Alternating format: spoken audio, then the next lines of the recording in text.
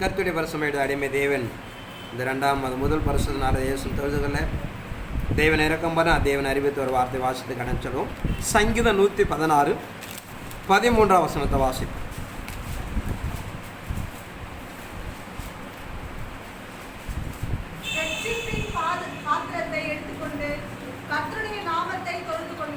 ரட்சிப்பின் பாத்திரத்தை எடுத்துக்கொண்டு கர்த்தருடைய நாமத்தை தொழுது கொள்வேன்.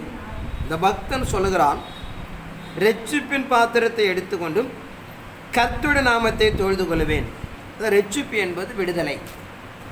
ஒரு விடுதலையோடு நாம் கடந்து போய் தேவ சன்னிதானத்தை நாம் தொழுது கொள்ளப்பட வேண்டிய என்று சொல்லப்படுதா பார்க்கிறோம். ஆனால் நாம் உலகத்துடைய கடைசி நாட்கள் என்று கொண்டிருக்கிறோம். தேவனுடைய நாளுக்கு நாம் அதிகமாக எதிர்பார்த்து கொண்டிருப்பதனாலே ஒரு ரட்சிப்பு ஒரு விடுதலையோடு கடந்து போய் நாம் தேவனை தொழுது கொள்ளப்பட வேண்டும் என்று இறைவன் எதிர்பார்க்கிறார். ஆனால் அந்த கடைசி காலத்தில் நாம் இறை சமூகத்தில் நிறைய நிலைகள் இருக்கிறது. ஒரு சில காணிகளை மாற்ற நாம் தேவ சமூக தியானம் செய்வோம். ஒன்று, ஒரு விசுவாசத்தோடு நாம் கடந்து போகப்பட வேண்டும். 2, தேவ சமூகத்தில் பலமாக அன்பு கூறப்பட வேண்டும். 3வது, தேவனை நாம் மேன்மைப்படுத்தப்பட வேண்டும். 4வது, பாவத்திலிருந்து ஒரு விடுதலையாகப்பட வேண்டும். 5வது, வருகை நாம் எதிர்நோக்கி நாம் கடந்து போகப்பட வேண்டும். அல்ல இறைமாருக்கு நாம் எதிர்பார்க்க நிலைகளை ரட்சிப்பின் பாத்திரம். கர்த்தர் என்னை விடுதலையாக்கினார், என்னை பாதுகாத்தார், என்னை தப்பி வைத்தார், என்னை மேன்மைப்படுத்தினார், என்னை இந்த நாள் வரைக்கும் நடத்தி கொண்டார் என்றும் தேவனுடைய ஒரு ரட்சிப்பை ஒரு விடுதலை பாத்திரமாக நாம் தேவ சமூகத்தில் காணப்பட வேண்டும் என்றும் இறைமார்க்கம் எதிர்பார்க்கிறது. முதலாவதுபடியாக ஒரு விசுவாசம். ஒரு விசுவாசத்தில் பலமுள்ள ஒரு ரட்சிப்பை, எந்த வித விசுவாசம் நாம் சோர்ந்து போயிடக்கூடாது. தேவ சன்னிதானத்தில் பலமுள்ள ஒரு விசுவாசம் நாம் கடந்து போகப்பட வேண்டும். அப்படி கடந்து போய் நாம் தேவ சமூகத்தை நாம் காணப்பட வேண்டும் என்று சொல்கிறது. எபிரேயர் 11ஆம் அதிகாரம் 1ஆம் வசனத்தை வாசிப்போம். விசுவாசமானது நம்பப்படுகிற உறுதியும் காணப்படாத நிச்சயமாய் இருக்கிறது. விசுவாசத்தின்படியாக ஒரு விடுதலையாக நாம் காணப்பட வேண்டும்.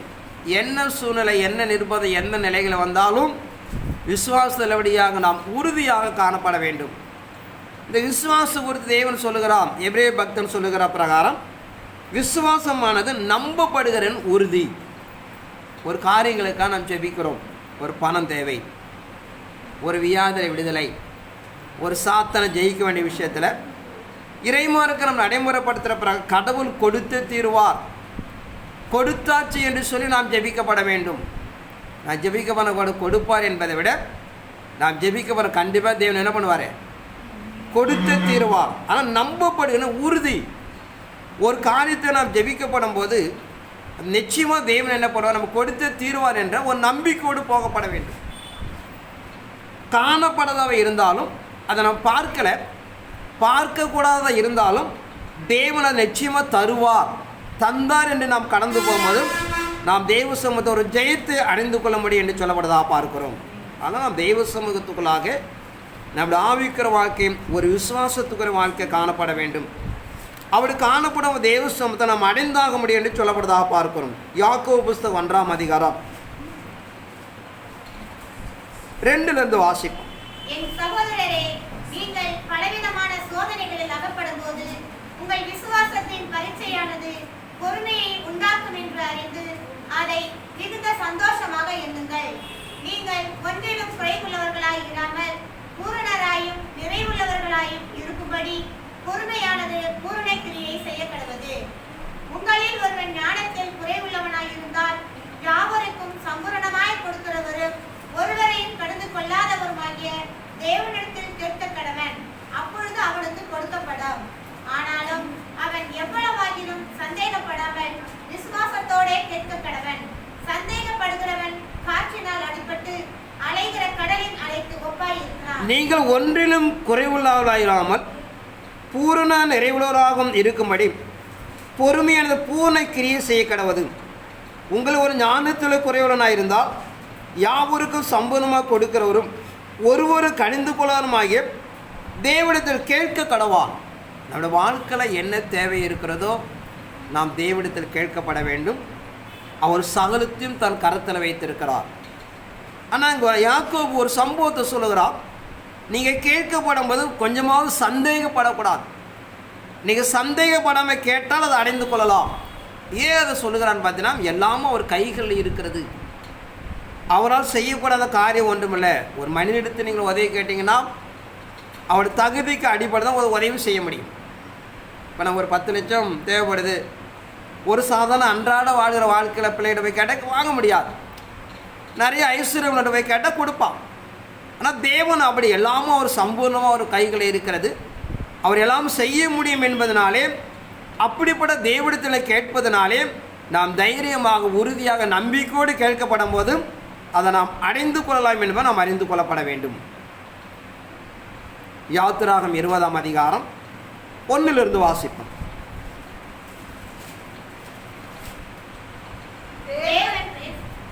தேவன் பேசி சொல்லிய சகல வார்த்தைகளுமாவன, உன்னை அடிமைத்தன வீடாகிய எகிப்து தேசத்திலிருந்து புறப்பட பண்ணின உன் தேவனாகிய கர்த்தர் நானே.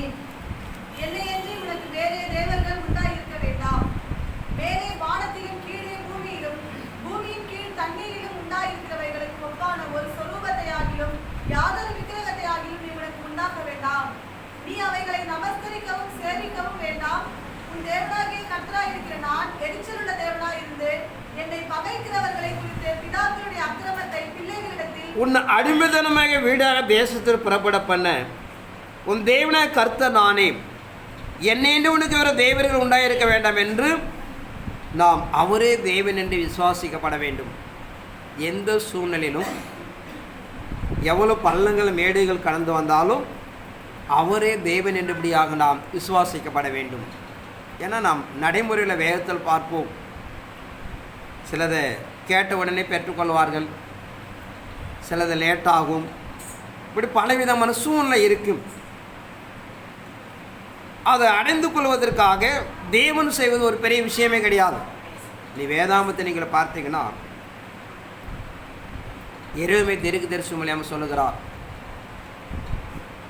ஜனங்கள் என்ன கேட்டாலும் எல்லாம் கொடுத்தார்கள், பெற்றார்கள். ஆனால் மிஞ்சி போனேன் நான் பார்த்து தேவனுக்கு விரோதமாக மாறினார்கள். இதுதான் வரலாறு பைபிளில்.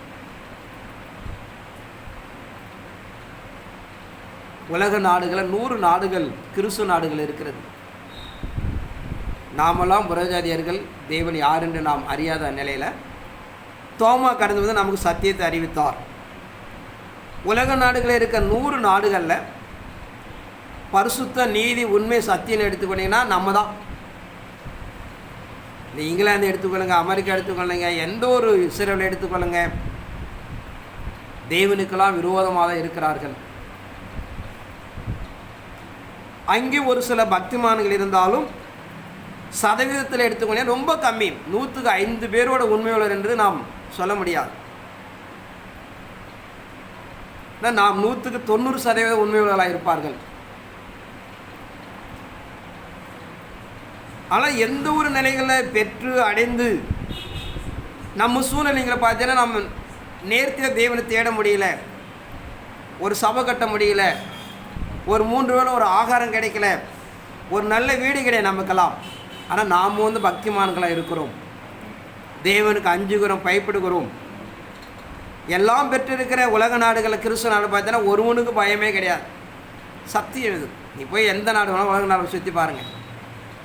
நாம் பயப்படுற போல, நாம் எதிர்பார்க்க, நாம் ஆராதிக்கிற போல எந்த ஒரு நாடுகளும் கிடையாது. அப்படி இருந்தால் ஒரு 10% இருப்பார்கள். அவர்கள் தான் 90% இருக்கப்பட வேண்டும். ஆனால் நாம் 90% இருக்கிறோம்.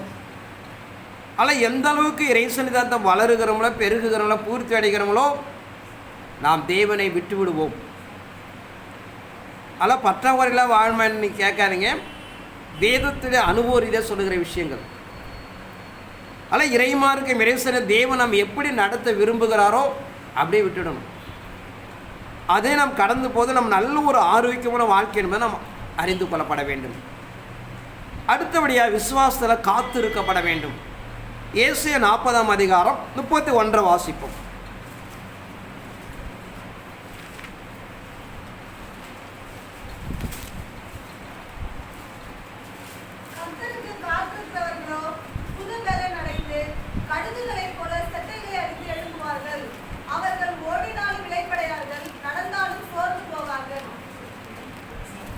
ஏசே பக்தருங்கிற அறிவிக்கிற பிரகாரம் கர்த்தருக்கு காத்திருக்கிறவர்களே புது பலனடைந்து கழுகை போல சட்டைகளை அடித்து எழும்புவார்கள்.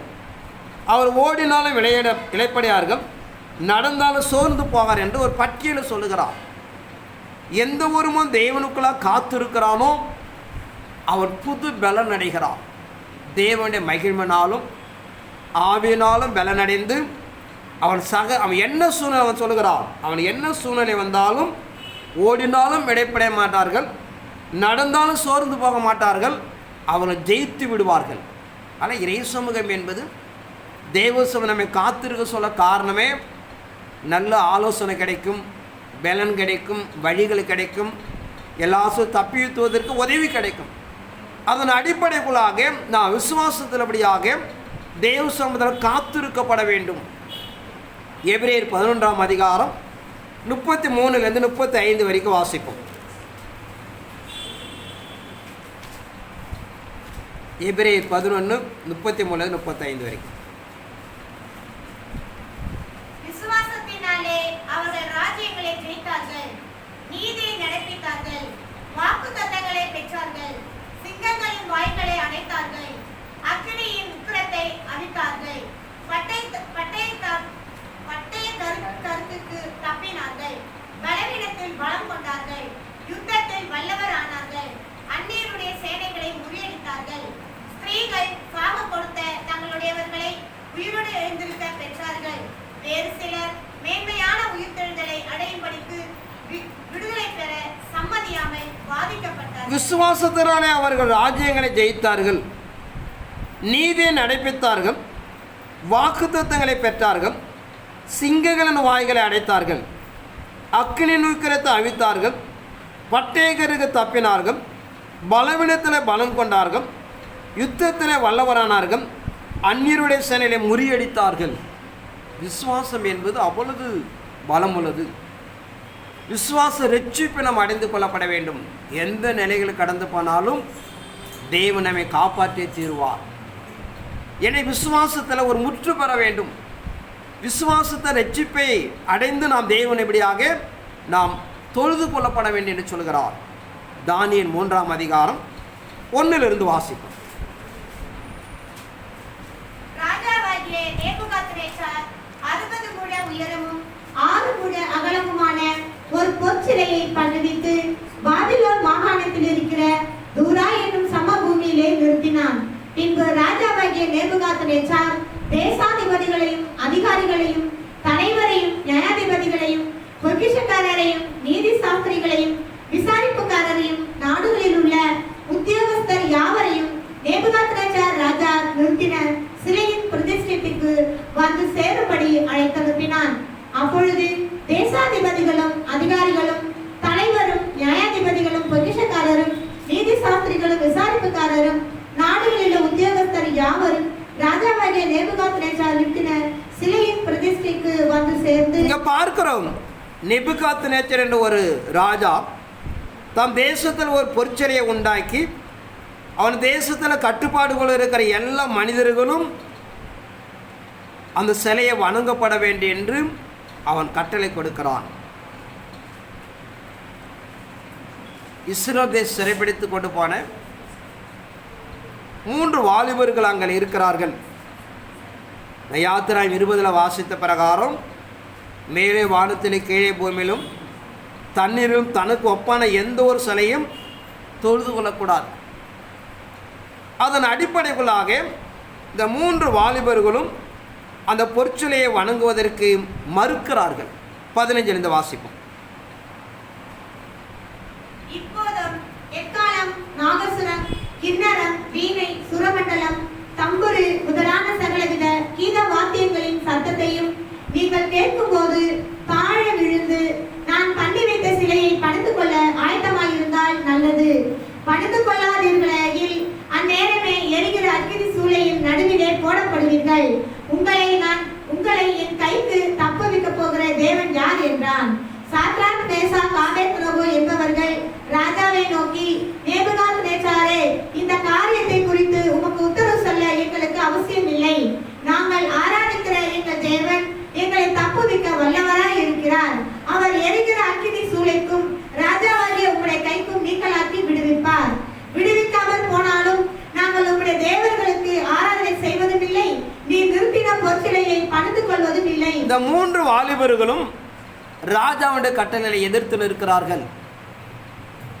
அவன் சொல்லுகிறான், எரிகிற அக்கினியிலே இவரை கட்டி கொண்டே போடுங்கள், இவரை காப்பாற்ற யார் வருவார் என்று நான் பார்ப்பேன் என்று சொல்லுகிறார். அதற்கு அவர் பதில் சொல்லுகிறார், ராஜாவாக நேச்சரே, உங்களுக்கு பதில் சொல்ல எனக்கு அவசியம் இல்லை. என் தேவன் என்னை தப்பிவித்தாலும் சரி, தப்பிவிக்கப்பட்டாலும் சரி, நாங்கள் சகலத்தும் தயாராக இருக்கிறோம் சந்திக்க. ஆனால் இறை சமூகத்துக்குள்ளாக 2 சம்பவத்தை மையப்படுத்துகிறார்கள். ஒன்று, எங்கள் தேவன் எங்களை தப்பிவிப்பார். 2வது, எங்கள் தேவன் எங்களை தப்பிவித்தாலும் சரி, தப்பிவிக்க போனாலும் சரி, நீ நிறுத்தின சிலைக்கு நாங்கள் வணங்க வேண்டிய அவசியம் இல்லை. ராஜாவுக்கு பயங்கர கோபம் உண்டாச்சு. அக்கினி ஜுவாலை 7 மடங்கு எரியும் செய்யன்னு சொல்லுகிறான். 22 வாசிப்போம். ராஜாவின் கட்டளை கடுமையாய் இருந்தபடியினாலும் சூளை மிகவும் சூடாக்கப்பட்டிருந்தபடியினாலும் அக்கினி ஜுவாலையானது சாத்ராக், மேஷாக், ஆபேத்நேகோ என்பவர்களை தூக்கி கொண்டு போன புருஷரை கொன்று போட்டது. சாத்ராக், மேஷாக், ஆபேத்நேகோ என்னும் அந்த 3 புருஷரும் கட்டுண்டவர்களாய் எரிகிற அக்கினி சூளையின் நடுவிலே விழுந்தார்கள். அப்பொழுது ராஜாவாகிய நேபுகாத்நேச்சார் பிரமித்து தீவிரமாய் எழுந்திருந்து தான் மந்திரிமார்களை நோக்கி, 3 புருஷரை அல்லவோ கட்டுண்டவர்களாக அக்கினியிலே போடுவித்தோம் என்றான். அவர்கள் ராஜாவுக்கு பிரதத்திரமாக, ஆம் ராஜாவே என்றார்கள். அதற்கு அவன், இதோ 4 பேர் விடுதலையாய் அக்கினியின் நடுவிலே உலாவுகிறதை காண்கிறேன். இங்க பார்க்கிறோம், அவர்களை கொண்டு போய் போடுகிறார்கள். போகிற போர் வீரன் சாதாரண ஆள் எல்லாம் அவனே அந்த அக்கினி ஜுவாலை பெற்று சாகிறார்கள். ஏன்னா அந்த அளவுக்கு எரிய விடுகிறான். ராஜா தான் பார்க்குறான். இப்போ எவ்வளோதான் அவங்களோட பார்க்குறான் பாருங்க, அவனுக்கு எப்போ சாவான் அப்படின்னு சொல்லிட்டு. வேறு யாருமே பார்க்கல, தூக்கி போட்ட செத்துருவான் அப்படின்னு போயிட்டாங்க. இவன் மாத்திரம் அவனை எப்படி சாகிறத பார்க்குறான். பார்த்தா உள்ள 4 பேர் நிற்கிறாங்க. அருகாமல் இருக்க மந்திரிமார்களை கேட்குறான், நம்ம எத்தனை பேரை கொண்டு போட்டோம்? 3 பேரை. அங்கே பாருங்கள் 4 பேர் இருக்கிறாங்க அப்படின்னு சொல்லிட்டு. சாத்தரக, மேஷ, ஆபேத்தனை தொழுதுகிற தேவன் ஜீவனுள்ள தேவன் என்று சொல்லி அவரை வெளியே வர கூப்பிடுகிறார். ஆனால் இறை சன்னிதானத்துக்குள்ளாக இறை மார்க்கம் என்பது ஒரு விசுவாசத்தை ரட்சிப்பை நாம் அடைய வேண்டும். விசுவாச ரட்சிப்பை நாம் கடந்து போகப்பட வேண்டும். அப்படிப்பட்ட ரட்சிப்போடு நாம் என்ன பண்ண போய் தேவனை நாம் ஆராதிக்கப்பட வேண்டும். ஒரு காரியங்கள் கடந்து போகப்படும் போது தேவன் நிச்சயமாக நாம் கொடுத்தே தீர்வார், அவர் செய்து கொடுப்பார் என்று நாம் நம்பிக்கையோடு கடந்து போகும்போதான் தேவனிடத்தை நம்ம அதை அடைய முடியும் என்று சொல்லப்படுறதா பார்க்கிறோம். அந்த பக்தன் சொல்கிறான், ரட்சிப்பின் பாத்திரத்தை நான் விடுதலை அடைந்தது, நான் அதை நினைவு கூர்ந்து போய் என்ன பண்ண போகிறேன், நான் தேவனை தொழுது கொள்வேன் என்று சொல்லப்படுறதா பார்க்கிறோம். அடுத்தபடியாகவும் அன்பு கூற வேண்டும். மத்தேயு 22ஆம் அதிகாரம் 36 38 வரைக்கும் வாசிப்போம். மத்திய 22 36 38 வரைக்கும். போதகரே, நியாயப்பிரமாணத்திலே எந்த கற்பனை பிரதானமானது என்று கேட்டான். இயேசு அவனை நோக்கி, உன் தேவனாகிய கர்த்தரிடத்தில் உன் முழு இருதயத்தோடும், உன் முழு ஆத்மாவோடும், உன் முழு மனதோடும் அன்பு கூர்வாயாக. இது முதலாம் பிரதான கற்பனை. இயேசு கிறிஸ்து வந்து கேட்கிறார்கள், போதகரே, நியாயப்பிரமாணத்தில் எந்த கற்பனை பிரதானது என்று கேட்டார். இயேசு அவனை நோக்கி, உன் தேவனாய கர்த்தரிடத்தில் உன் முழு இருதயத்தோடும், உன் முழு ஆத்மாவோடு, முழு மனதோடு அன்பு கூர்வாயாக.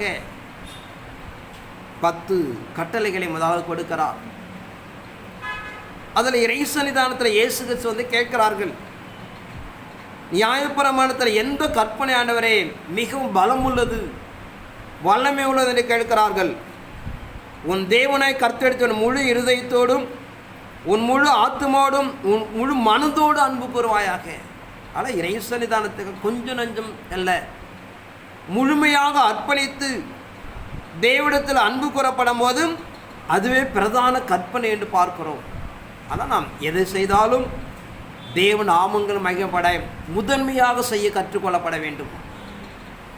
அதான் அருமரட்சகர் இயேசு சொல்வார் மத்திய 6:33, முதலாவது தேவனுடைய ராஜ்யத்தை நீதியும் தேடுங்கள், உங்களை எல்லாம் கூட கொடுக்கப்படும், ஒன்றாகிலும் குறைப்படாது என்று சொல்லப்படுறதாக பார்க்கிறோம். எந்த அளவுக்கு தேவனை நாம் கனப்படுத்துகிறோமோ, முக்கியத்துவப்படுத்துகிறோமோ, அந்த அளவுக்கு நாம் தேவன் நன்மை செய்து கொடுப்பார் என்று சொல்லப்படுறதாக பார்க்கிறோம். அதனால் நம்ம வாழ்க்கையில் கால வேளையிலே அதிகாலை வேலை தேடுகிறவன் என்னை கண்டடைவான். தூக்கத்து அசதிக்கு சோறுக்கு இடம் கொடுக்காமல் அதிகாலை வேலையை 3ஆம் மணிலேருந்து 5ஆம் மணி வரை காணப்படுகிற அந்த சமயத்தில் தேவனை தேடப்படும் போது நாம் தேவனை பார்க்கலாம், சந்திக்கலாம், தேவனை சத்தத்தை கேட்கலாம், முகமுகமாக தரிசிக்க முடியும் என்று சொல்லப்படுறதாக பார்க்கிறோம். அதனால் முழு ஆத்மா முழு பலத்தோடு அன்பு கூறப்படும் போது தேவனை எப்படியா நாம் பார்க்க முடியும் என்று சொல்லப்படுறதாக பார்க்கிறோம். யாக்கோப்பு 5ஆம் அதிகாரம் 13 வாசிப்போம்.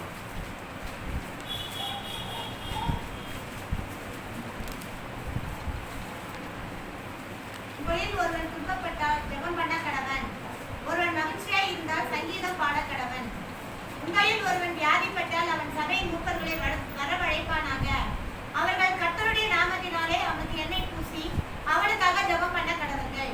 அப்பொழுது விசுவாசம் உள்ள ஜெபம் பிணியாலே ரட்சிக்கும். கர்த்தர் அவனை எழுப்புவார். அவன் பாவம் செய்தவனானால் அது அவனுக்கு மன்னிக்கப்படும். உங்களில் ஒருவன் வியாதிப்பட்டால் அவன் சபையின் மூப்பர்களை வரவழைப்பானாக. அவர் கர்த்தருடைய நாமத்தில் அவனுக்கு எண்ணெய் பூசி அவனுக்கு ஜெபம் பண்ண கடவான். அப்போது விசுவாசமுள்ள ஜெபம் பிணியாலே ரட்சிக்கும் என்று பார்க்கிறோம். ஆனால் இறைமாருக்கு நடைமுறைப்படுத்துகிற ஒரு வியாதிப்பட சபை மூப்பனை அழைத்து வந்து எண்ணெய் பூசி ஜெபம் பண்ண கடவான். தெய்வ சிந்தனை முழுமையாக நாம் அன்பு கூறப்படும் போது அங்கே சொல்கிற வார்த்தை விசுவாசம் உள்ள ஜெபம். இதை வேதத்தில் எழுதியிருக்கு என்பதனால நீங்கள் கூப்பிட்டு ஜெபம் பண்ணால் நடக்காது.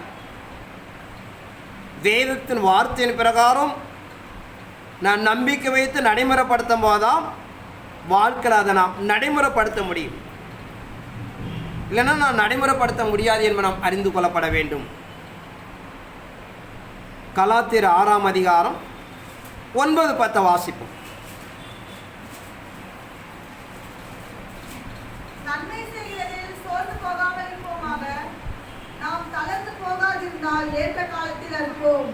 ஆகையால் நமக்கு கிடைக்கும் சமயத்திற்கு தக்கதாக யாவருக்கும் விசேஷமாக விசுவாச குடும்பத்தார்களுக்கு நன்மை செய்ய கடவோம். இங்கே இறைமார்க்கு நடைமுறைப்படுத்துகிற நன்மை செய்த சோர்ந்து போகாமல் இருப்போமாக.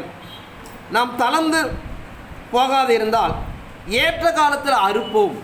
ஆனால் இறைமார்க்கம் சொல்லுகிற தெய்வ சமூகத்தில் அன்பு கூறுகிற விஷயங்களில், சபையை நேசிக்கிற அன்பு பாராட்ட விஷயங்களில் நாம் ஜாக்கிரதையாக இருக்கப்பட வேண்டும் என்று சொல்லப்படுறதாக பார்க்கிறோம். ஆனால் நாம் மார்க்க நம்ம நடைமுறைப்படுத்துகிற பிரகாரம் தெய்வ சமூக தெய்வ திட்டத்துக்குள்ளாக ஒரு பலமூல அன்பு கூறுதல் நாம் நடைமுறைப்படுத்தப்பட வேண்டும் என்று சொல்கிறது. ரோமர் 13ஆம் அதிகாரம் 8ஆம் வசனத்தை வாசிப்போம்.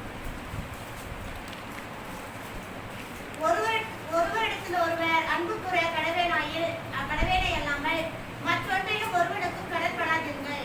இங்கே இறைமாருக்கு நடைமுறைப்படுத்துகிற 2 சம்பவத்தை மையப்படுத்துகிறார். ஒன்று தேவனிடத்தில் அன்பு கூறப்பட வேண்டும். 2வது தன் சகோதரனாகிய சபைக்குள்ளாக அன்பு கூறப்பட வேண்டும். ஒரே ஒரு அன்பு என்பதை மாத்திரம் நாம் கடமைப்பட்டிருக்கிறோம். அடிமைகளாக இருக்கிறோம், பொறுப்புணர்களாக இருக்கிறோம். உலகத்தில் பார்க்க எந்த விஷயத்திலும் நாம் அடிமைகளாக இருக்கக்கூடாது என்று சொல்லப்படுறதாக பார்க்கிறோம். ஆனால் இறை சமூக எதிர்பார்க்கிற தெய்வ சன்னிதானத்துக்குள்ளாக தேவனை தேடுகிற விஷயங்களை அன்பு கூறத்தில் அப்படியாக நாம் ஒரு ரட்சிப்பின் பாத்திரமாக நாம் கடந்து பார்க்கப்பட வேண்டும். அப்படி கடந்து போக நாம் தேவனை என தொழுது கொள்ளப்பட வேண்டும். இறைமார்க்க நாம் எதிர்பார்ப்பதாக பார்க்கிறோம். அடுத்தபடியாக மேன்மைப்படுத்துதல்.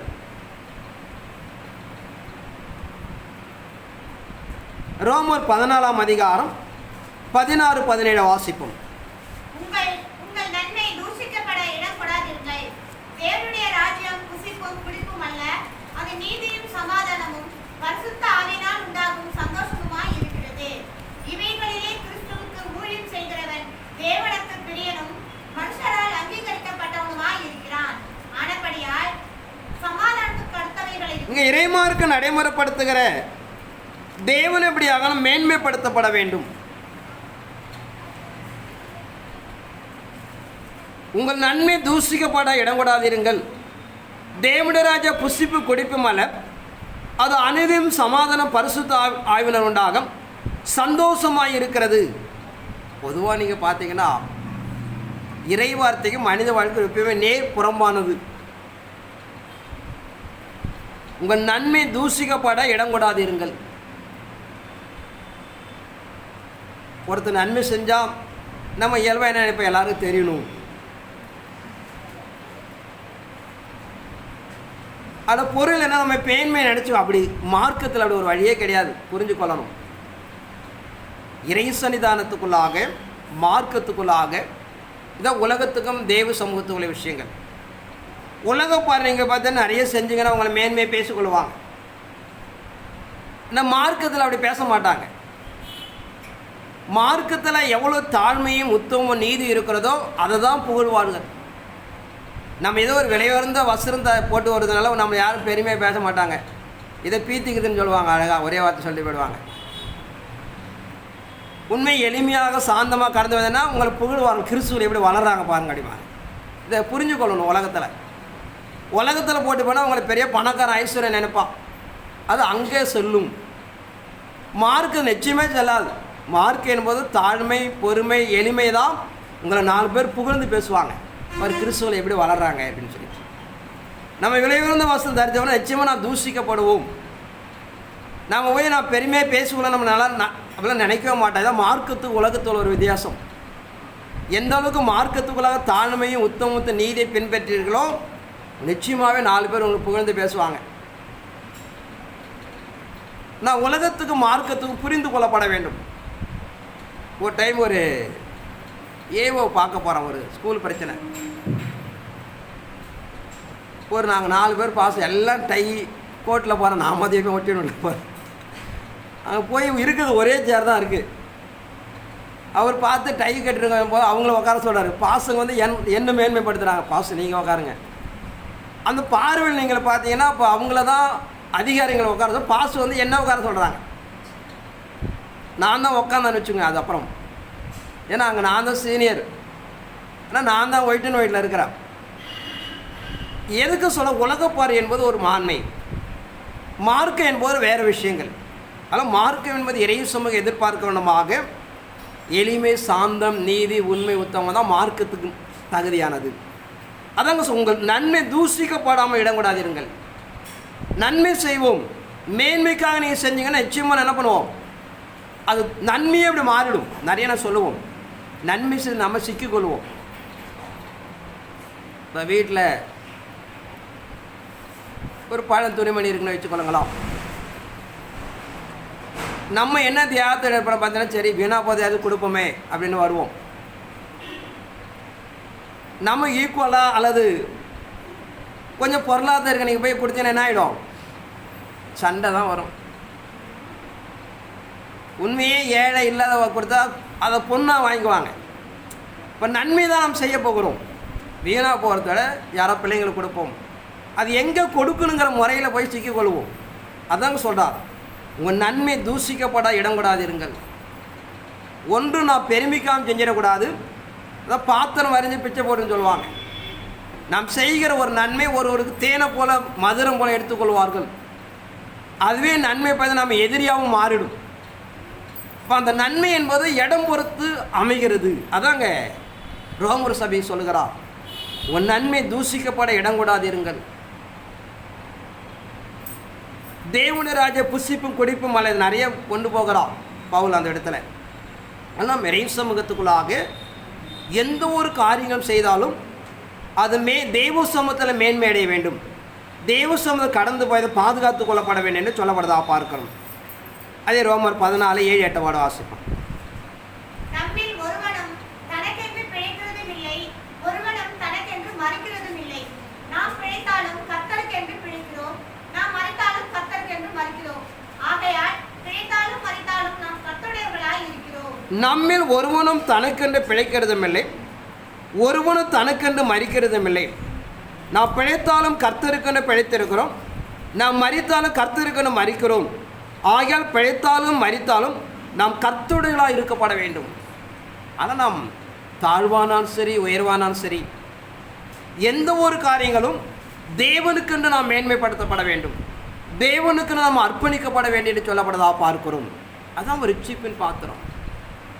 நம்மை முற்றும் தேவ சமூகத்தில் அர்ப்பணித்து நாம் தேவனோடு இணைத்து கொண்டு நாம் நம்மை காண்பிப்பதை விட கிறிஸ்துவை பிரதிபலிக்கப்பட வேண்டும். கிறிஸ்துவை காண்பிக்க போதும் அது மேன்மை உண்டாகும். நீங்கள் நிறைய சாட்சி பார்த்தீங்கன்னா சொல்லுவாங்க, அடிமை போல தன்னை தாழ்த்து கொள்வாங்க, வார்த்தைகளை கர்த்தர் செய்தார் என்றெல்லாம் சொல்லுவாங்க. நல்ல வார்த்தை இதெல்லாம். அதனால் எந்த அளவுக்கு நாம் தேவ சமூகத்துக்குள்ளாக ஒரு பயனுள்ள வார்த்தை, மேன்மையுள்ள வார்த்தை, தேவனாம் மகிமைப்படுகிறதோ அப்படிப்பட்ட மேன்மைப்படுத்துதலை நாம் தேவ சமூகத்தில் கையாளப்பட வேண்டும் என்று சொல்லப்படுதா பார்க்கிறோம். 1 Thessalonians 5ஆம் அதிகாரம் 15 வாசிப்போம். 5ஆம் அதிகாரம் 15. ஆகையால் நீங்கள் செய்து வருகிறபடியே ஒருவரை ஒருவர் தேற்றி ஒருவருக்கொருவர் பக்தி விருத்தி உண்டாகும்படி செய்யுங்கள். அன்றியும் சகோதரரே, உங்களுக்குள்ளே பிரயாசப்பட்டு கர்த்தருக்குள் உங்களை விசாரணை செய்கிறவர்களாய் இருந்து உங்களுக்கு புத்தி சொல்லுகிறவர்களை நீங்கள் மதித்து அவர்களுடைய கிரியை நிமித்தம் அவர்களை மிகவும் அன்பாய் எண்ணிக்கொள்ளும்படி உங்களை வேண்டிக் கொள்கிறோம். உங்களுக்குள்ளே சமாதானமாய் இருங்கள். ஒருவனும் மற்றொருவன் செய்யும் தீமைக்கு தீமை செய்யாதபடி பாருங்கள். உங்களுக்குள்ளும் மற்ற யாவருக்குள்ளும் எப்போதும் நன்மை செய்ய நாடுங்கள். எப்போதும் சந்தோஷமாக இருங்கள். இடைவிடாமல் ஜெபம் பண்ணுங்கள். எல்லாவற்றையும் சோதனம் செய்யுங்கள். அப்படி செய்வதை கிறிஸ்து உங்களை குறித்து தேவனுடைய சித்தமாக இருக்கிறது. ஆனால் இறை சித்தம் என்பது மத்திய 7 பார்க்கிறோம், என் பிதாவின் சித்தத்தை செய்கிறோம். ஆனால் தேவ சித்தம் என்பது எப்போதும் சந்தோஷமாக இருக்கப்பட வேண்டும், இடைவிடாமல் ஜெபம் பண்ணப்பட வேண்டும், எல்லாவற்றையும் சோதனை செய்யுங்கள். அப்படி செய்வதை கிறிஸ்து உங்களை தேவனுடைய சித்தமாக இருக்கிறது. ஆனால் இறை சமூகம் நடைமுறைப்படுத்துகிற சிலர் பார்த்தீங்கன்னா தெரியும், நன்மை நடந்த தீமை சாதாரணமாக சிரிச்சுக்கிட்டே இருப்பாங்க. நம்ம யோசிப்பேன்னா இவ்வளோ பிரச்சனை நடந்து சிரிச்சுக்கிட்டு இருக்காங்க அப்படின்னு சொல்லுவோம். அது ஒரு பெரிய மனம், தைரியம். எல்லாரும் அதை அடைய முடியாது, எல்லாரும் நடந்து போக முடியாது. ஆனால் இறைமாருக்கு நடைமுறைப்படுத்துகிற பிரகாரம் தெய்வ சமூகத்தில் ரோமர் 8ஆம் அதிகாரம் 36 வாசிப்போம். கிறிஸ்துவின் அன்பை விட்டு நம்மை பிரிப்பவன் யார்? உபத்திரவமோ, வியாகுலமோ, துன்பமோ, பசியோ, நிர்வாணமோ, நாசமோசமோ, பட்டயமோ, இவை எல்லாவற்றிலும் நாம் நம்மின் அன்புகிறவர்களாலே முற்றும் ஜெயம் கொள்கிறவர்களாய் இருக்கிறோம். மரணமானாலும் ஜீவனானாலும் தேவதூதர்களானாலும் அதிகாரிகளானாலும் வல்லமைகளானாலும் நிகழ்காரியங்களானாலும் வருங்காரியங்களானாலும் உயர்வானாலும் தாழ்வானாலும் வேறு எந்த சிருஷ்டியானாலும் நம்மை கர்த்தராகிய இயேசு கிறிஸ்துவினுடைய தேவனுடைய அன்பை விட்டு நம்மை பிரிக்க மாட்டாது என்று நிச்சயிக்கிறேன். கிறிஸ்துவின் அன்பை விட்டு பிரிப்பவன் யார்? உபத்திரமோ, வியாகுலமோ, துன்பமோ, பசியோ, நிர்வாணமோ, நாசமோசம், பட்டயமோ, இவை எல்லாவற்றும் நாம் நம்மை அன்பு கூறுவரை முற்றும் ஜெயங்குளர்களாக இருக்கிறோம். மரணமானாலும் ஜீவனாலும் தேவதூதரானாலும் அதிகாரங்களானாலும் வல்லமைகளாலும் நிகழ்காரியனாலும் வருங்காரியனாலும் உயர்வானாலும் தாழ்வானாலும் தேவனுடைய அன்பை பிரிக்க முடியாது என்று சொல்லப்படுதா பார்க்கிறோம். ஆனால் இறை சமூகத்துக்குள்ளாக நல்ல அறிந்து புரிந்து நீ கடந்து போனா நம்ம யாருமே தோற்கடிக்க முடியாது. அப்படிப்பட்ட நிலைகளை நீங்கள் விட்டாதான் நாம் தேவனை விட்டு நாம் பிரிந்து போகிறோம், தோற்கடிக்கப்படுகிறோம். ஆனால் எல்லாம் தேவனால் கூடும். அவருடைய பார்வையில் எல்லாம் லேசான ஒரு காரியங்கள். தேவன் எந்த ஒன்றுக்கு நம்ம வாழ்க்கையில் அனுமதிக்கிறாரோ அது சந்தோஷமாக ஏற்றுக்கொள்ளப்பட வேண்டும். ஏன் இப்படி சொல்கிறோன்னு பார்த்தீங்கன்னா, இந்த பூமியில் உண்டாகிற எந்த ஒரு புகழ்ச்சியும் ஒரு நாள், ஒரு மாதம், ஒரு ஆண்டு, மிஞ்சி போனால் உயிரோடு இருக்கிற வரைக்கும் தான். நமக்கு உண்டாகிற மகிழ்ச்சியானது குடிக்கிறார்கள், 2 மணி நேரம் இருக்கும். சினிமா தேட்டர் போகிறாங்க, ஒரு நாள் இருக்கும். இப்படி வாழ்க்கையில் அடைந்து கொள்கிற எந்த ஒரு நன்மையும் மனிதன் உயிரோடு இருக்கிற வரைக்கும் தான் அவனை சார்ந்தது. ஆனால் வாழ்க்கை நீங்கள் அடைந்து கொள்கிற பாடுகள், நிந்தைகள், அவமானங்கள், துக்கங்கள் காலங்காலமாக யுகமாக ஒரு மனிதனை கடந்து வருகிறது. இதான் பரத்துக்குரிய விஷயமும் பூமிக்குரிய விஷயமும். நாம் தகாத விதமாக அடைந்து கொள்கிற ஒரு இன்பம் இந்த பூமிக்குள்ள மணிக்கணக்கில், நாள் கணக்கில், ஆண்டு கணக்கு தான். ஆனால் தேவ சமூகத்தை சுமந்து கொள்கிற பாடுகள், நிந்தைகள், அவமானங்கள் எல்லாம் அது காலங்காலமாக யுகமாக ஒரு மனிதனை சார்ந்தது. என்று நாம் அறிந்து கொள்ளப்பட வேண்டும். அப்படி நீங்கள் சரியாக அறிந்து கொண்டால் தான் எதுவும் சந்திக்க நாம் தயாராகவும் எதுவும் நாம் ஜெயிக்க முடியும், மேற்கொள்ள முடியும். அப்படி காணப்படவிட்டால் நாம் சாத்தான் நம்மை தோற்கடித்து விடுவார். அதில் பூமிக்குற வாழ்க்கையில் தேவன் நம்ம எதை முயற்சிக்கிற தப்பல்ல, பிரயாசப்படுங்க தப்பல்ல. தேவன் நாம் எதை வாய்க்க செய்கிறோம் அதை நாம் மனரம்யமாக வாழ கற்றுக்கொள்ளப்பட வேண்டும். என்ன நாம் அறிந்து கொண்டு நாம் ஜெயிச்சிடலாம். அப்படி அறியப்பட்ட நம்ம என்ன பண்ண முடியாது, நாம் தேவசம் நாம் ஜெயிக்க முடியாது. பவுல் நிறைய இடத்துல ரொம்ப அருமையாக சில விஷயங்களை சொல்லுவார். 1 கொரிந்தியர் 6ஆம் அதிகாரம் 12ஆம் வசனத்தை வாசிப்போம். எல்லாவற்றையும் அனுமதிக்க எனக்கு அதிகாரம் உண்டு, ஆகிலும் எல்லாம் தகுதியாயிராது. எல்லாவற்றையும் அனுமதிக்க எனக்கு அதிகாரம் உண்டு, ஆகிலும் நான் ஒன்றிற்கும் அடிமைப்பட மாட்டேன். எல்லாவற்றையும் அனுபவிக்க எனக்கு அதிகாரம் உண்டு, ஆகிலும் எல்லாம் தகுதியாராது. எல்லாவற்றையும் அனுபவிக்க எனக்கு அதிகாரம் உண்டு, ஆகிய நான் ஒன்றிலும் அடிமைப்பட மாட்டேன். ஒரு பெரிய வார்த்தை இது. குடும்பத்தில் மனைவி 6 மணி டீ கொடுக்கலாம், அங்கே டம்ளார் பறக்கும்.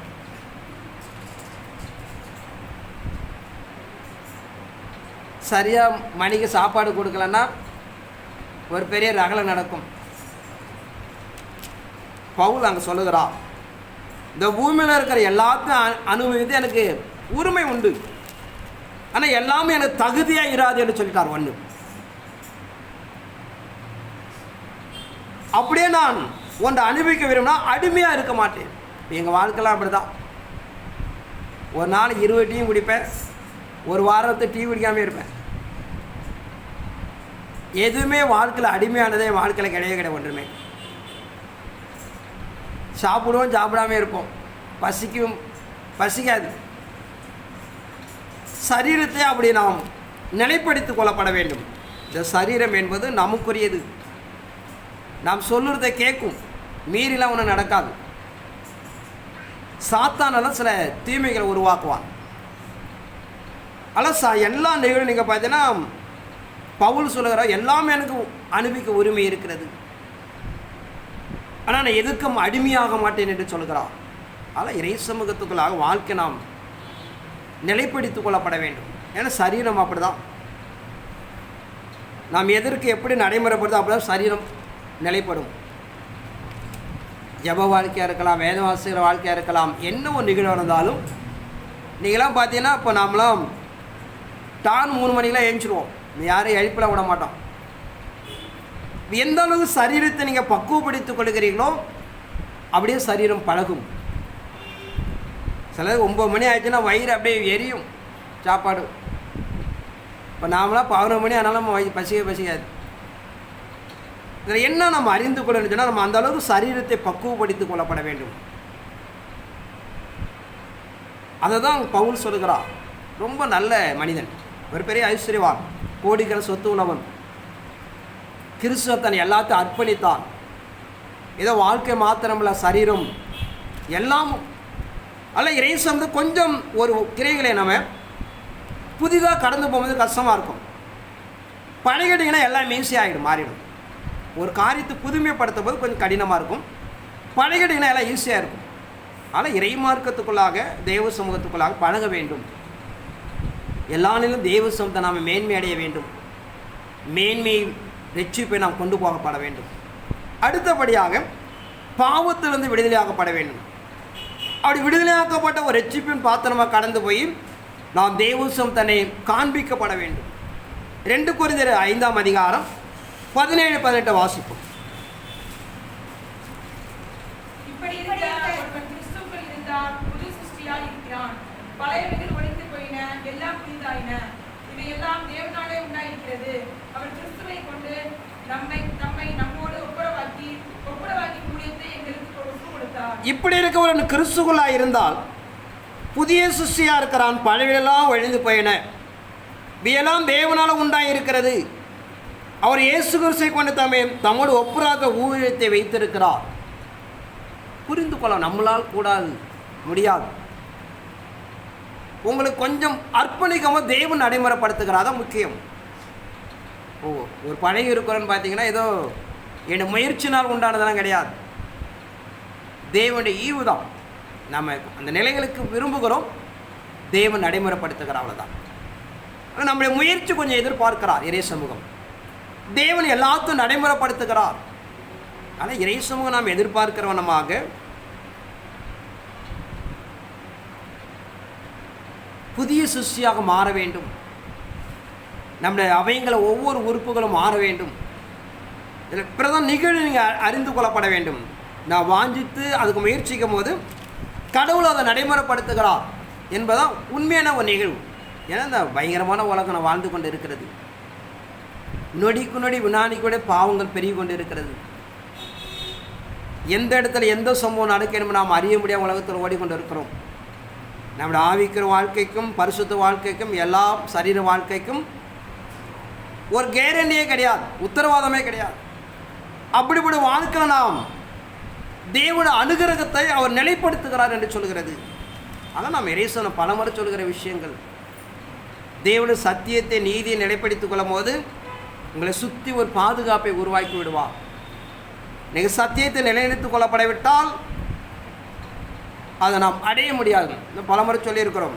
இன்றைக்கி ஒரு தமிழகத்தில் ஒரு முதல்வர் வந்தார்னா அவர் நம்மளை போல் ஒரு தனி மனிதன் தான். 2 கால் 2 கண்ணு தான் இருக்குது. ஒன்றும் அவருக்கு வித்தியாசம் ஒன்றும் கிடையாது. ஒரு அமைப்பை உருவாக்கி வைத்திருக்கிறார்.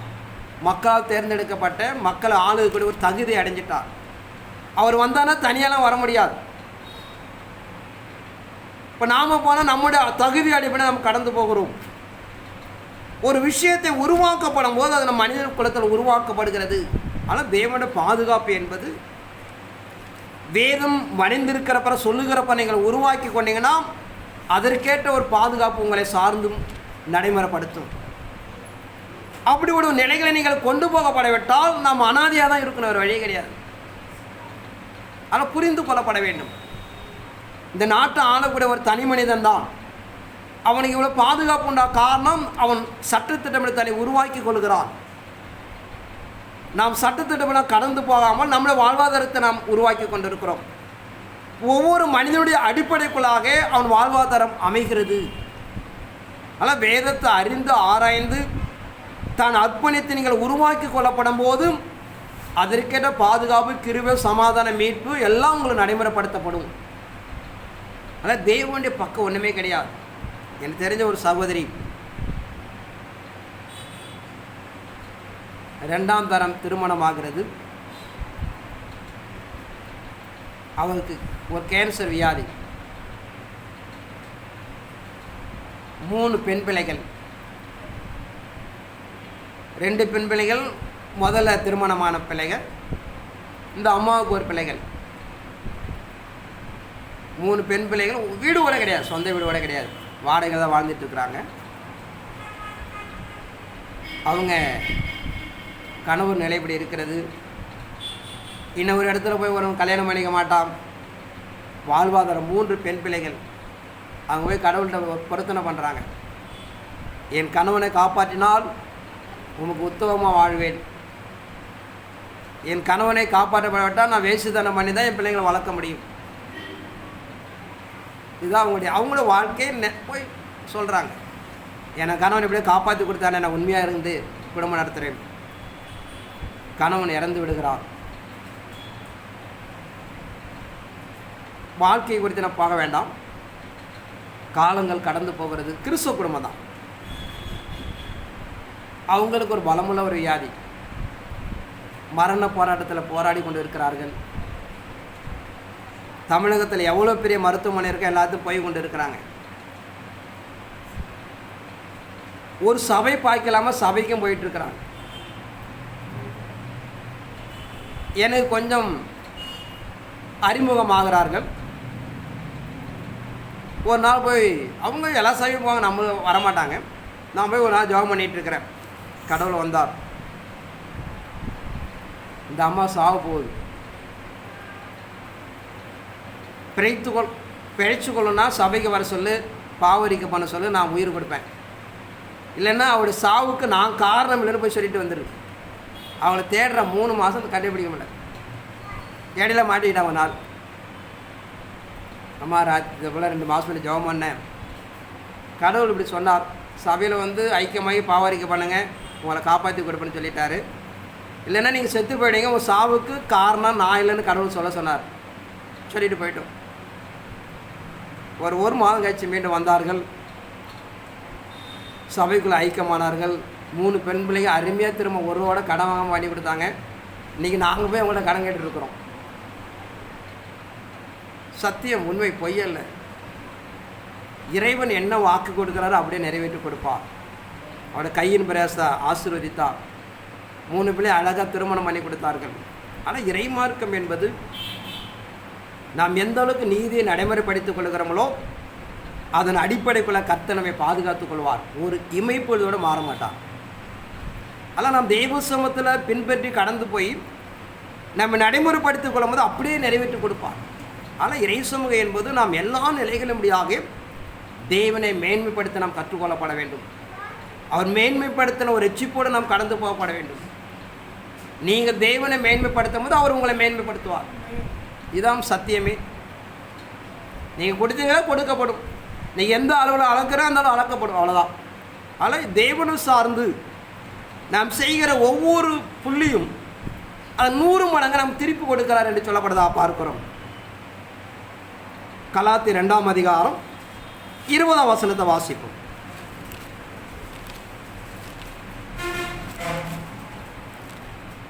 கிறிஸ்துவுடனே கூட சிலுவையில் அறையப்பட்டேன், ஆயினும் பிழைத்திருக்கிறேன். இனி நான் அல்ல, கிறிஸ்துவே எனக்குள் பிழைத்திருக்கிறார். நான் இப்பொழுது மாம்சத்தில் பிழைத்திருக்கிறதோ எனில் அன்பு கூர்ந்து எனக்காக தம்மை தாமே ஒப்புக் கொடுத்த தேவனுடைய குமாரனை பற்றும் விசுவாசத்தினாலே பிழைத்திருக்கிறேன். இங்க பார்க்கிறோம், கிறிஸ்துக்குள்ளாக என நான் மரித்திருக்கிறேன், நான் அல்ல கிறிஸ்துவை உயிர்த்தெழுந்திருக்கிறார் என்று சொல்லப்படுதா பார்க்கிறோம். ஆனால் நம்ம தேவ சமூகத்துக்குள்ளாக நம்முடைய பிரதிபலி என்பது கிறிஸ்துவாக இருக்கப்பட வேண்டும். கிறிஸ்துவை முன்மாதிரியை தரித்து கொள்ளப்பட வேண்டும். தேவன் இயேசு கிறிஸ்து கொடுக்கப்பட்ட உபத்திரவெலாம் ஏன்னு பார்த்தீங்கன்னா, ஒன்று தான் கொடுக்கப்பட்ட சட்டத்திட்டத்தை நிறைவேற்றி கொடுப்பதற்காக, ஒன்று. 2வது, உலகம் இப்படிப்பட்ட கிரியை உரியது. தேவகுமாரனாக இருந்தாலும் சமாதானத்தை உலகத்தில் வாழ முடியாது. ஏன்னா உலகம் கிரைகளும் சாத்தாண்ட அதிகாரத்துக்குள்ளாக இருக்கிறது. உலகம் அக்கிரம பாவத்துக்களாக ஓடிக்கொண்டு இருக்கிறது. நீங்களே பரிசுத்தமாக வாழ வேண்டிய ஆசைப்பட்டாலும் இந்த உலகம் உங்களை விடாது. இது புரிந்து கடவுள் அனுமதிப்பார் நினச்சிடக்கூடாது. உலகத்துடைய நிலைப்பாடுகள், தெய்வம் நமக்கு கொடுக்கப்பட்ட எல்லாத்தையும் இழந்துட்டோம். மனிதம் வேதத்தை நீங்கள் பார்த்தீங்கன்னா ரொம்ப கஷ்டமாக இருக்கும். எரேமியா ஏசாயா காலங்களை வந்து சொல்லுகிறார், உன் ஜனங்களும் சந்தேகம் செய்யப்பட்ட அக்கிரம பாவங்களுக்காக 70 ஆண்டுகள் தண்டனை அப்படின்ட்டு. தானியேல் பக்தன் கடந்து வருகிறான். தேவனுடைய ஆலயங்களை இடிக்கப்பட்டு கிடக்கிறது. யூதரெல்லாம் தேவனுடைய பிள்ளையெல்லாம் அடிமைப்பட்டு சிறைப்பட்டு போயிட்டார்கள். ஆண்டவரே, இவனுடைய கோபங்கள், மனிதன் சில அக்கிரம பாவங்கள் நிவர்த்தி ஆயிட்டா என்று கேட்கிறான். கதறுகிறான். 1 நாள் என்ன 21 நாட்கள் எகிப்தின் அரண்மனைக்குள்ளாக சம்பூர்ணமாக வாழ்ந்து கொண்டிருக்கிறார். அவன் சொந்த ஜனத்தை குறித்து, தன் தேவ ஆலயத்தை குறித்து அவன் நினைக்குவதற்கு அவசியமே இல்லை. அவன் உண்மையாக இருக்கிறான், கடவுள் மேன்மைப்படுத்தியிருக்கிறார். அவன் போய் நினைக்க வேண்டிய அவசியம் இல்லை. ஆனால் நினைக்கிறான், என் ஜனத்துடைய நிலைகள் என்ன ஆண்டவரேன்னு சொல்லிட்டு. காபிரியேல் தூதன் கடந்து வருகிறான். உன் ஜனங்கள் இன்னும் அதிகமாக கெடுத்து கொண்டார்கள். 70 ஆண்டுகள் என்பது 490 ஆண்டுகளாக மாறினது என்று தூதன் சொல்லுகிறான். நாளுக்கு நாள் பக்தியிலும் பரிசுத்த நீதியிலும் மனிதன் வளர்ந்து கடவுளுக்கு முன்மாற காணக்கூடிய சந்ததி தேவ நாமங்கள் தூஷிக்கப்படுவதை நாம் பார்க்கிறோம். ஆனால் இறைமார்க்கம் என்பது ஒரு கடினமான பாதை. பழகிட்டிங்கன்னா ஈஸி, அவ்வளோதான். என்னை பொறுத்த அளவுக்கு ஒரு விஷயத்தில் பழகிட்டிங்கன்னா அதை போல் ஒரு பெரிய லெகுவே கிடையாது. பழகிற வரைக்கும் கொஞ்சம் கஷ்டமாக தெரியும். இப்போ நம்மளாம் போனால் வீட்டில் ஒரு சின்ன ஒரு கருப்பு புள்ளி வந்தாலும் சொரசொரங்கும். அதிலே பழகணும். எங்கே வேணாலும் படுப்பேன், எங்கே வேணாலும் ஏந்திருவேன், எங்கே வேணாலும் போவான். பழகிட்டிங்கன்னா நம்ம பரிசுத்தத்தில் குறைச்சல் உண்டாகும் போது பயம் உண்டாகும், பயப்படுவோம், அஞ்சுவோம். ஆனால் இறைமார்க்கு நாம் பழகி கொள்ளப்படும் போது ஒன்றும் நாம் மேற்கொள்ளாது, ஜெயிச்சிடலாம். பழகலாம் தான் வாழ்க்கையில் பிரச்சனை உண்டாகும். பிலிப்பு 2ஆம் அதிகாரம், அதோட வேண்டாம், தீத்து 3ஆம் அதிகாரம் 5ஆம் வசனத்தை வாசிப்போம்.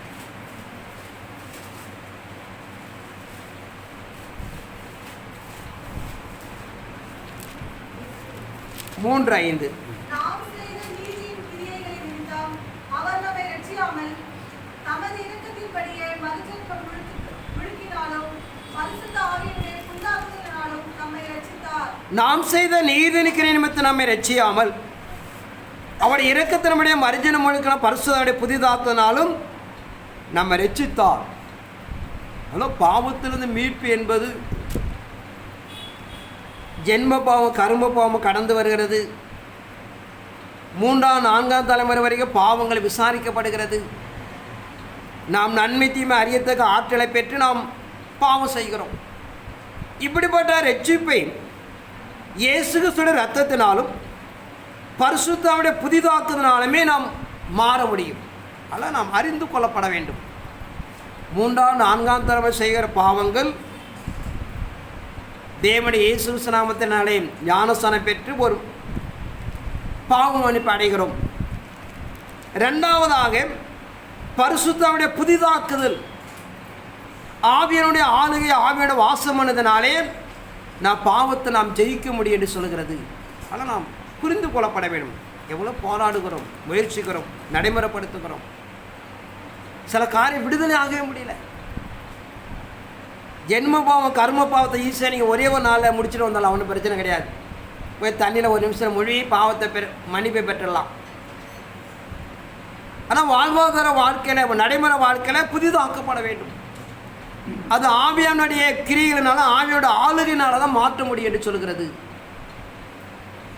அதனால் நாம் இறையும் சமூகத்தை புரிந்து கொள்ளப்பட வேண்டும். ஞானஸ்நான திருமுழுக்கு என்பது ஒரு செகண்டில் நடக்கிற விஷயங்கள். 4 தலைமுறை பாவத்தை அப்படியே மன்னிப்பை பெற்று வந்தால் ஒன்றும் பிரச்சனை கிடையாது. ஆனால் அந்த சரீரத்தை உருவாக்கப்பட வேண்டும், ஒரு நல்ல பாத்திரமாக உருவாக்கப்பட வேண்டும். பார்த்தீங்கன்னா ஆவியோடைய புதிதாக்குதல். எந்த அளவுக்கு தெய்வ சமூகத்தை நீங்கள் கடந்து போகிறீர்களோ சரீரம் புதிதாக்கப்படும் என்று சொல்லப்படுவதாக பார்க்கிறோம். அடுத்தபடியாக தேவனுடைய வருகையில் எப்படியாக நாம் ரட்சிப்பை கடந்து போகப்பட வேண்டும். 2 தீமோத்தேயு 2ஆம் அதிகாரம் 5ஆம் வசனத்தை வாசிப்போம். மேலும் ஒருவன் மல்யுத்தம் பண்ணினாலும் சட்டத்தின்படி பண்ணாவிட்டாலும் முடிசூட்டப்படான். பிரயாசப்பட்டு பெயரிடுகிறவன் பலனில் முந்தி பங்கடைய வேண்டும். மேலும் ஒருவன் மல்யுத்தம் பண்ணினாலும் சட்டத்தின்படி பண்ணாவிட்டால் முடிசூட்டப்படா. ஆனால் தேவனுடைய நாட்களை வருகை எதிர்பார்த்து கொண்டிருக்கிற அதிலும் ஒரு ரட்சிப்பை நாம் அடைய வேண்டும். இயேசுவின் வருகை எதிர்கொண்டு போகப்பட வேண்டும். பார்த்தீங்கன்னா உலகத்தில் ஒட்டுமொத்த கிறிஸ்துவ மண்டலங்கள் எந்த சபை ஸ்தாபனங்களாம் இருந்தாலும் 4 வசனம் கை கொண்டாலும் 10 வசனம் 3 வசனம் கை கொள்கிற இருந்தாலும் எல்லாருமே எதிர்பார்க்கிறது இயேசுவின் வருகை. அதை அடைய முடியுமா, எதிர்கொள்ள முடியுமா என்பது நாம் கிறிஸ்துவ மண்டலம் சுதாரித்து கொள்ளப்பட வேண்டும். 1 தீமோத்தேயு 6ஆம் அதிகாரம் 7 வாசிப்போம். உலகத்திலே நாம் ஒன்றும் கொண்டு வந்ததும் இல்லை, இதிலிருந்து நாம் ஒன்றும் கொண்டு போவதும் இல்லை என்பது நிச்சயம். உண்ணவும் உடுக்கவும் நமக்கு உண்டாயிருந்தால் அது போதும் என்று இருக்க கடவோம். ஐஸ்வர்யவான்களாக விரும்புகிறவர்கள் சோதனையிலும் கண்ணியிலும் மனுஷரை கேட்டிலும் அழிவிலும் அமைத்து போடுகிற மதிகேடும் சேதமுமான பலவித இச்சைகளிலும் விழுகிறார்கள். பண ஆசை எல்லா தீமைக்கும் வேறாய் இருக்கிறது. சிலர் அதை இச்சித்து விசுவாசத்தை விட்டு வழுவி அநேக வேதனைகளாலே தங்களை உருவ குத்திக் கொள்கிறார்கள். நீயோ தேவனுடைய மனுஷனே, இவைகளை விட்டோடி நீதியையும் தேவ பக்தியையும் விசுவாசத்தையும் அன்பையும் பொறுமையையும் சாந்த குணத்தையும் அடையும்படி நாடு. விசுவாசத்தின் நல்ல போராட்டத்தை போராடு, நித்திய ஜீவனை பற்றிக்கொள். அதற்காகவே நீ அழைக்கப்பட்டாய். அநேக சாட்சிகளுக்கு முன்பாக நல்ல அறிக்கை பண்ணவனுமாய் இருக்கிறாய். நம்முடைய கர்த்தராகிய இயேசு கிறிஸ்து பிரசன்னமாகும் வரைக்கும் நீ இந்த கற்பனையை மாசில்லாமலும் குற்றமில்லாமலும் கைக்கொள்ளும்படிக்கு எல்லாவற்றையும் இருக்க செய்கிற தேவனுடைய சன்னிதானத்திலேயும் பொந்திய பிலாத்தின் முன்னின்று நல்ல அறிக்கையை உலகத்தை நான் ஒன்று கொண்டு வந்ததில்லை, இதிலிருந்து நான் ஒன்று கொண்டு போவதில்லை என்பது நிச்சயம். நம்முடைய கர்த்தராகிய இயேசு கிறிஸ்து பிரசன்னமாகும் வரைக்கும் நீ இந்த கற்பனையை மாசில்லாமல் குற்றமில்லாமல் கைக்கொள்ளும்படிக்கு எல்லாவற்றையும் உயிரோடு இருக்கிற தேவனுடைய சன்னிதானத்திலே பொந்தி பிலாத்தின் முன்னின்று நான் அறிக்கை சாட்சியாக விளங்க பண்ணின கிறிஸ்து இயேசுடைய சன்னிதானத்திலே உனக்கும் கட்டளையிடுகிறேன் என்று சொல்லுகிறார். ஆனால் பூமிக்குள்ளாக வாழ்கிற ஆண்டி முதல் அரசன் வரைக்கும் ஒருவனாயில் ஒன்று கொண்டு வந்ததிலே கொண்டு போவதில்லை. சாலமோன் சொல்லுகிறார், 40 ஆண்டு எருசலேமில் சமாதான ஒரு வாழ்க்கை, எல்லாம் மாய மாய மாய என்று சொல்லுகிறார். என் கண்கள் கண்டது நான் இச்சித்ததும் ஒன்றுமே நான் தடை செய்தது அல்ல, எல்லாம் மாய என்று அவன் எழுதி கொடுக்கிறான். அவன் அறிவு ஞானத்தை விரும்பினான், நல்லது. தெய்வ மகத்துவ காத்து கொள்ளாதனாலே தேவனை துரோகியாக கடைசியில் மாறுகிறான் என்று பார்க்கிறோம். ஆரம்பம் எல்லாமே நல்லா தான் இருக்கு, வேதத்தில் முடிவு என்பது பரிந்துரைக்க நிலையை கடந்து போய் விடுகிறது. இதெல்லாம் நாம் திஸ்தாந்தமாக தான் தேவன் எழுதியிருக்கிறார். ஒவ்வொரு பரிசுத்தமுடைய வாழ்க்கையும் துவக்க முடிவுலாம் ஏன் நாம் திருவள்ளம் பட்டிருக்கான்னு பார்த்தீங்கன்னா நமக்கு நடைமுறைக்காக தான். சாத்தாண்டிய தந்திரங்கள், அவனுடைய நிலைப்பாடுகள், அவன் சூழ்ச்சிகள் சகலத்தையும் எழுதி கொடுத்துருக்கான்னு பார்த்தீங்கன்னா அவ்வளவு மோசமானவன். 1 Thessalonians 3 அதிகாரம் 13 வசனத்தை வாசிப்போம். 1 Thessalonians 3:13. இவ்விதமாய் நம்முடைய கர்த்தராகிய இயேசு கிறிஸ்து தமது பரிசுத்தவான்கள் அனைவரோடும் கூட வரும்போது நீங்கள் நம்முடைய பிதாவாகிய தேவனுக்கு முன்பாக பிழையற்ற பரிசுத்தம் உள்ளவர்களாய் இருக்கும்படி. இவ்விதமாய் நம்முடைய கர்த்தராகிய இயேசு கிறிஸ்து தமது பரிசுத்தமான அனைவரோடு கூட வரும்போதும் நீங்கள் நம்முடைய பிதாவாகிய தேவனுக்கு முன்பாக பிழையற்றும் பரிசுத்தமாய் இருக்கும்படி உங்களை இருதயங்களை திடப்படுத்துங்கள். ஆனால் இறைசமூக சொல்லுகிற பிரகாரம் வருகிற ஒரு வண்ணமாக நாம் இருக்கப்பட வேண்டும். அப்படி இருந்தால் தான் நாம் அந்நாளுக்கு நாம் சந்திக்க முடியும். ஆனால் வருகையுடைய ரட்சிப்பை நாம் சுமக்கப்பட வேண்டும். வருகை ரட்சிப்பை நாம் அடைந்து நாம் தேவனை தொழுது கொள்ள கடந்து போகப்பட வேண்டும். அவர் எப்போ வேணாலும் வரட்டும், உனக்கு பிரச்சனை இல்லை. வருகின்ற ரட்சிப்பை நாம் பூர்ணமடைய வேண்டும். காலங்களும் சமயங்களும் நமக்கு அறிவிக்கப்பட்டிருந்தாலும் நாம் தயாராகப்பட வேண்டும். இந்த பூமி வாழ்க்கை என்பது ஒரு நிலையற்றது, நிரந்தரமற்றது. என்ன காலத்து என்ன சொல்ல என்ன வேணாலும் நடக்கலாம். நாம் ரட்சிப்பின் வருகின் பாத்திரமாக நாம் காணப்பட வேண்டும் என்று சொல்லப்படுவதாக பார்க்கிறோம். அந்த பக்தன் சொல்லுகிறான், தேவன் செய்த ரட்சிப்பின் பாத்திரமாக நான் கடந்து போய் என்னை எல்லாத்திலும் விடுதலையாக்கி வைத்திருக்கிறார், என்னை சுமந்து வந்திருக்கிறார், என்னை பாதுகாத்திருக்கிறார், என்னை முழுமைப்படுத்தியிருக்கிறார் என்று சொல்லி நாம் தேவனை ஆராதிப்பேன் என்று சொல்லி. ஆனால் இறை சமூகத்துக்குள்ளாக ஒரு விசுவாசம் பாத்திரமாக இருக்கிறேன், தேவனை அன்பு கூறுவதை நான் பாத்திரவனாக இருக்கிறேன், தேவனை மேன்மைப்படுத்துவ நான் பாத்திரவனாக இருக்கிறேன், பாவத்திலிருந்து விடுதலாக்கிறேன் நான் பாத்திரவனாக இருக்கிறேன், தேவனை வருகை சந்திக்க நான் ஆயத்தமான ஒரு பாத்திரமாக இருக்கிறேன் என்று சொல்லி அவரை தொழுது கொள்ள கடவா என்று சொல்லப்படுதா பார்க்கிறோம். ஆனால் நம்ம இறை சமூகம் எதிர்பார்க்கிறவனமாக ஒரு கடினமான காலத்தை நாம் எதிர்கொண்டு போகிறோம். ஆனால் ஒவ்வொரு நிகழ்வுகளிலும் நான் ரட்சிப்பு அடைந்த விடுதலாகி விட்டேன், விசுவாசம் நான் முற்று அடைந்திருக்கிறேன், தேவனை மேன்மைப்படுத்த நான் முற்று அடைந்திருக்கிறேன் என்று நாம் சொல்லி நாம் தேவனை தொழுது கொள்ளப்பட வேண்டிய அந்த பக்தனை எழுதுகிறான். ஆனால் காலங்கள் கடினமாக இருப்பதனாலே, காலத்தின் கட்டாயத்தினை வாழ்ந்து கொண்டு இருப்பதனாலே இந்த பூமியில் ஒருவனும் நம்மை குற்றம் சாட்டப்படாத அளவுக்கு தேவனை சாயலை எங்களை தரித்து கொண்டு தேவனை சந்திக்க ஆயத்தப்படும்படியாக தேவனது வார்த்தையை ஆசீர்வதிப்பாராக. ஆமென்.